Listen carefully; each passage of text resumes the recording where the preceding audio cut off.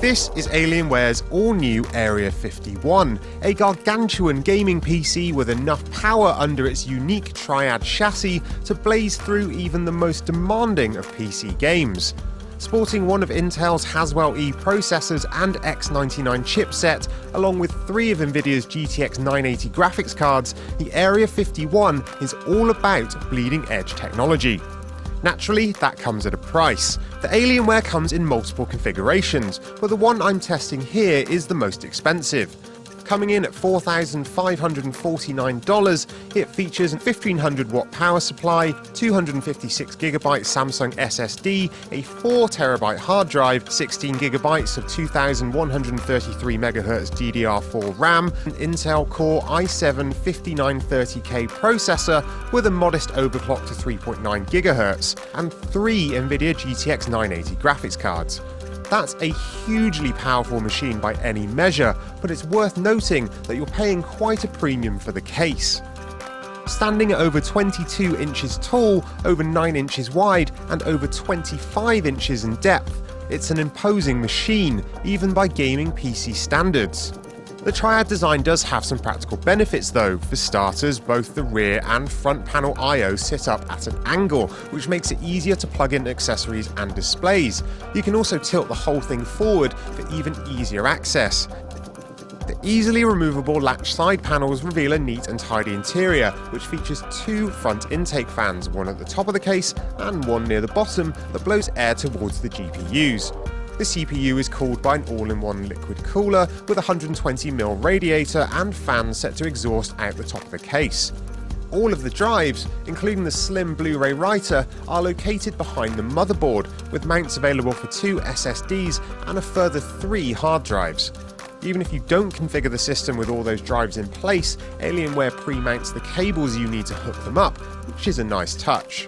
Sadly, the drive bays aren't tool-free, so you'll need to dig out some screws and a screwdriver to get them in and out. Similarly disappointing are the modular cables, which are your basic mismatched OEM set, and again, given the cost, it's odd not to see a more aesthetically pleasing and sturdier set of wrapped cables inside. The internal design does have its benefits for airflow though. By putting the drives behind the motherboard tray, air can travel unobstructed over the GPUs and CPU cooler.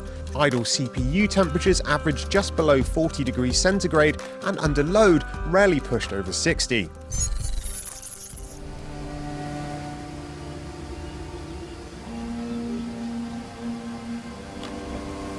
With 3 GTX 980s and Haswell-E on board, it's no surprise that the Area-51 breezes through even the most demanding of games at 1080p and 1440p.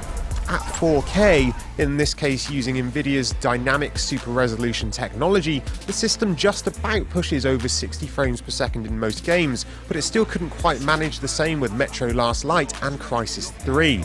Clearly 4K at a consistent 60 frames per second is still out of reach for this GPU generation, even with 3 cards in tow. So there's no arguing with the performance of the Area-51 for the most part, but what else would you expect from cream of the crop PC components? This is a supremely powerful machine, one that will be just as good for video editing and 3D rendering work as it would for playing the latest shooter. Annoyingly, even on cheaper versions of the machine, you can't spec it out with Nvidia's cheaper GTX 970 GPUs, which would shave hundreds of dollars off the price.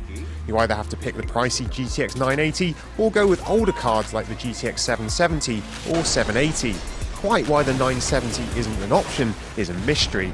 So while the Area-51's case may be to your tastes, as usual the smart option is to build your own PC.